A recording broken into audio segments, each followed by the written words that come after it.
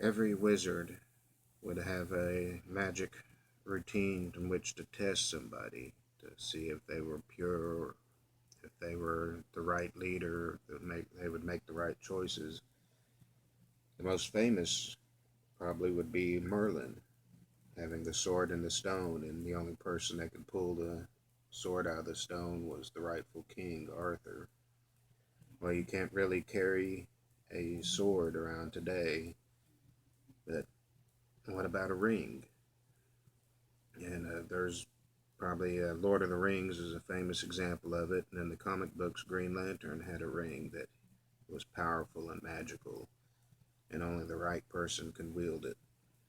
Uh, we can't really bury a ring in a stone and have someone pull it out, but we can put it in a lock, which is what we've done here in this little sack.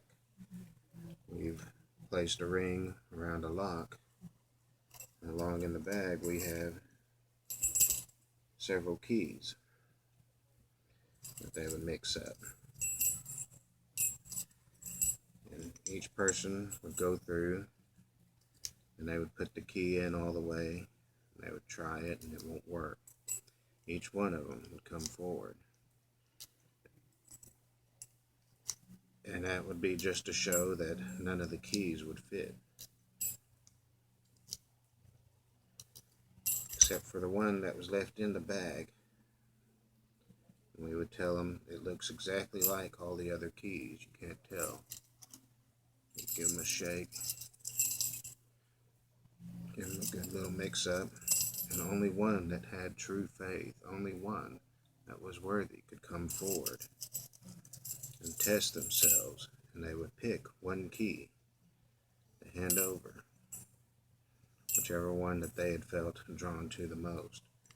And of course, we'd put that in the lock, and it would work. And we would take the ring out and give it to them as a souvenir of their worthiness of facing the sword and the stone and the Merlin.